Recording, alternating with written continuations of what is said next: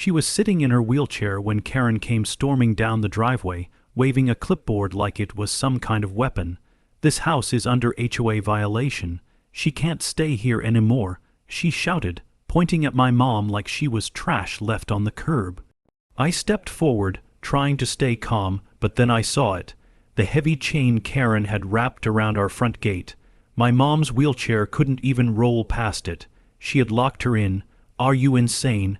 I yelled, but she only smirked. "Call the cops if you want, they'll back me up. I already filed the report."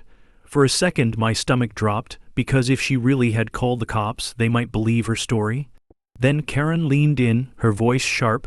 "You think anyone cares that your mom is disabled? Rules are rules. I'll have her out by tonight." My mom's hands trembled on the armrest, and I felt rage boil inside me. But instead of shouting again, I said quietly, "You just made the biggest mistake of your life." Karen tilted her head, confused, but I was already pulling out my phone. What she didn't know was that the FBI had been watching this neighborhood for weeks. And she had just walked right into their trap. Karen's smug face didn't last long. Two black SUVs rolled up the street, silent but sharp, like they didn't belong to any neighborhood watch. My mom whispered, "Who are they?" Before Karen barked, finally, "The authorities are here to deal with you people." She actually waved them over like they were her personal backup. But when the men stepped out, they weren't local cops. They had dark jackets with 3 bold letters stitched across the chest. FBI. Karen froze mid-wave, her hand still in the air. One agent walked straight past her and cut the chain from our gate in a single move, kneeling beside my mom. "Ma'am, you're safe now," he said firmly. Karen's face twisted, but she still tried to play her part. "Yes, officer, I filed the complaint. They're violating HOA standards, she's living illegally, and this whole property is a mess." The agent didn't even look at her. Another pulled out a folder and read, "Karen Miller, you are currently under investigation for impersonating law enforcement and filing fraudulent reports." Her jaw hit the floor. "What? No, I'm the president of this community," she stammered. I couldn't help but laugh. Not anymore. The moment was electric. She had walked herself straight into the hands of the very people she thought were on her side, and something told me this was just the beginning. Karen didn't go down quiet. Her voice rose higher, shrill enough to make neighbors peek from their windows. "You can't arrest me. I know people in government. I run this entire community." She screamed, grabbing the clipboard like it was a shield. The FBI agents stayed calm, but I saw the tension, like they already knew she'd pull a stunt. Sure enough, she reached into her purse and pulled out a shiny badge. "See, I'm law enforcement too," she declared, waving it in the air. My mom gasped. For a split second, even I thought it looked real, but the lead agent didn't flinch. He pulled a laminated photo from his folder and held it up right next to her fake badge. "Funny thing, Karen, we've been tracking counterfeit IDs exactly like this for months. You've been caught selling them." Her confidence shattered instantly, but she tried one more desperate card. "He's lying," she yelled, pointing at me. "This man is trespassing. He doesn't even own this house," she grinned, thinking she had found her way out. I locked eyes with her, took a slow breath, and reached into my jacket. "You should have checked the records before running your mouth," I said, pulling out a weathered envelope. Inside were the original property deeds signed by my grandfather decades ago. The agent held them up, nodded, then turned back to Karen. "Ma'am, this land doesn't belong to the HOA. It belongs to his family." Karen's knees buckled. She clutched the fake badge tighter, her last piece of power slipping away, and hissed through her teeth, "This isn't over." But the way the agent stared her down, I knew she was finished. Karen's eyes darted left and right, panic setting in as neighbors began stepping outside with their phones raised. She couldn't stand the humiliation. "Fine," she spat, fumbling with her phone. "If you won't handle this, I'll get real cops here. Cops who actually listen to me." She dialed fast, her voice trembling but still dripping with arrogance. "Yes, this is an emergency. I need backup at once. We have trespassers refusing to leave community property." She threw a smug glance at me, whispering, "You're done." Minutes later, 2 patrol cars screeched into the street. For a terrifying second, I thought Karen's trick might actually work. She ran toward the officers, pointing at me and my mom like a wild accuser. There, Arrest them right now, she screamed. My mom's hand gripped mine tight, and I felt her fear. What if they believed her? What if the nightmare started all over again? But then, the FBI agent stepped forward, calm and firm. Officers, before you act on her report, you need to see this. He held up a flash drive and handed it over. One of the cops plugged it into the car's system, and within seconds, Karen's entire scam played out on the dash screen security footage of her chaining my mom's wheelchair in, planting fake notices on doors, even collecting envelopes of cash from desperate neighbors. Gasps erupted from the crowd. One officer turned to her slowly. "Ma'am, you just made a very big mistake." Karen's scream pierced the air. "No, that's doctored footage. They're lying." She lunged toward the patrol car like she could rip the evidence away. But then my mom, who had been silent through it all, spoke up, her voice steady and strong. "You think I'm weak because I'm in this chair, but I've been recording you too." She held up her phone, screen glowing with months of saved videos. The whole block cheered. For the first time, Karen's mask cracked completely. Her face turned pale as the walls closed in from every side. Karen's meltdown hit like a storm. She ripped the clipboard in half, threw her fake badge onto the pavement, and shrieked, "You're all against me. This is my neighborhood. I built it." She charged toward my mom's wheelchair, her hands clawing like she could somehow drag her away. Neighbors gasped and backed up, some shouting, some filming. I moved fast, stepping in front of my mom, but before I even touched Karen, an FBI agent had her arms pinned behind her back. She thrashed like a wild animal, screaming, "I'll sue you.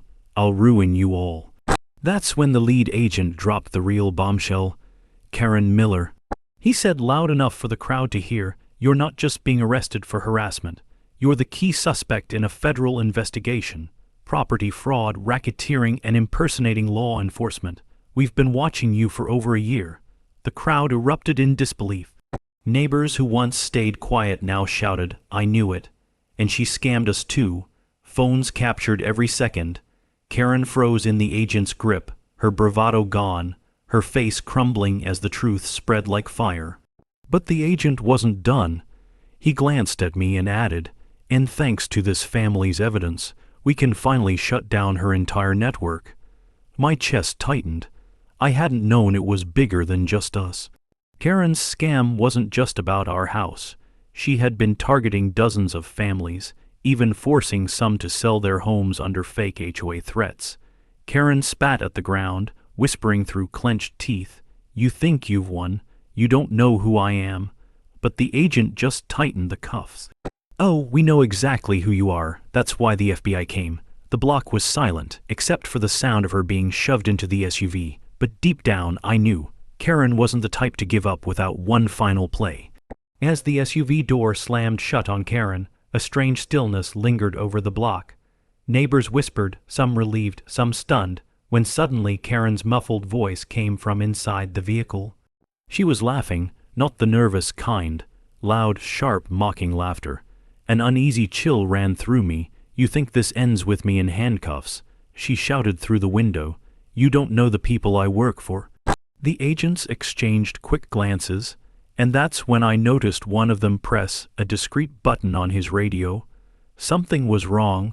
Within seconds, the SUV engine cut off, alarms blared, and the vehicle went into lockdown. "She's trying to signal someone," the lead agent muttered.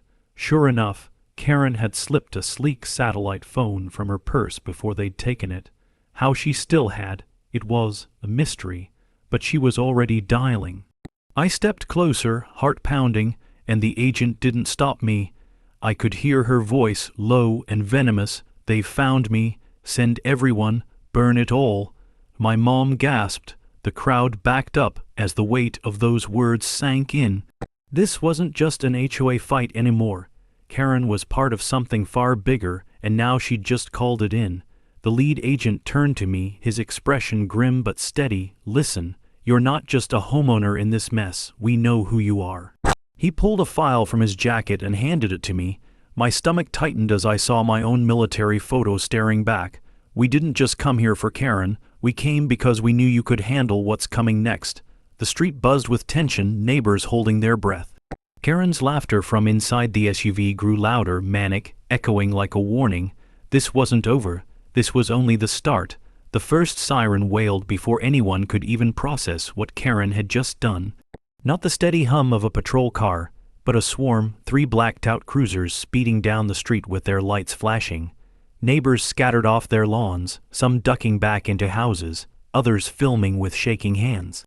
My gut dropped the moment I saw the uniforms. Wrong patches, wrong badges. These weren't real cops. They were her people. Karen's laugh echoed from inside the FBI SUV. Told you? She sneered, pressing her forehead against the glass. They don't answer to you. They answer to me. The cruisers screeched to a stop, doors flying open as armed men poured out, barking fake commands like they owned the place. One of them pointed at me. Step away from the woman in the chair, now. My mom's grip on my hand tightened, trembling but steady. I moved just enough to shield her, my heart pounding, because deep down, I knew exactly what these men were. They weren't cops. They were mercenaries dressed up to intimidate. The FBI agents didn't flinch. One of them leaned toward me and whispered just loud enough, "We know your record. Army Ranger, right? This is your call." I froze for half a beat, then stepped forward. "You boys picked the wrong house," I said, loud enough for everyone to hear. My voice shook the silence, and something inside me shifted. It wasn't just defense anymore. It was command. The fake cops paused, uneasy, like they recognized the tone of someone who'd given orders in real war zones. Karen slammed her fists on the SUV window, screaming, take them all," but the look in those men's eyes wavered, because they weren't ready for what was about to hit them. The standoff stretched like a wire ready to snap. Fake cops in their mismatched uniforms edged forward, weapons half raised, shouting commands they didn't even seem sure of. The neighbors stayed frozen, cameras rolling, every breath heavy with dread. Karen was thrashing in the SUV now, her voice raw as she screamed, "Don't just stand there. Take them down." That was the spark. One of the men lunged forward, but before he could even reach me, the lead FBI agent barked, now. In a blink, unmarked vans screeched in from both ends of the street. Doors flew open and real tactical teams swarmed out, rifles leveled, moving with precision. The fake cops froze, their bravado shattering. "Drop it," hands on the ground, echoed down the block, but one of them, stubborn, desperate, raised his weapon. I didn't think. My training took over. I grabbed a loose brick from the flower bed, hurled it hard, and the gun clattered from his grip before he could fire. The tactical unit rushed him in seconds, pinning him to the asphalt. The crowd erupted in shouts and gasps. Karen's face pressed against the glass, her scream muffled but wild. "Cowards, all of you, you're nothing without me." She slammed her head back against the seat, eyes burning with hate. But for the first time, her soldiers weren't listening. They were being cuffed one by one, stripped of their fake badges under the glaring cell phone lights of every neighbor recording. The lead agent turned to me, almost smiling. "Good throw. You just saved a lot of lives." I didn't answer. I was staring at my mom. Her hands were steady now, her face calm, even proud. For the first time in years, she didn't look afraid. And in that moment, I realized this wasn't just justice against Karen. This was bigger. This was exposure. Because when the FBI vans pulled away, they weren't just taking Karen. They were dragging out the entire rotten network she thought she controlled.